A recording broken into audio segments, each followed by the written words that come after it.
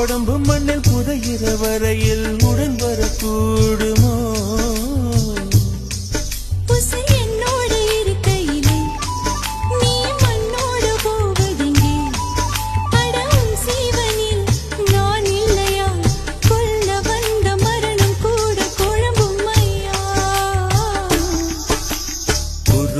சிறுத்தவளே, என்ன குங்குமத்தை கரைச்சவளே, மஞ்சள் தச்சு கிளி கையில் என்ன கொஞ்சம் பூசு தாயே,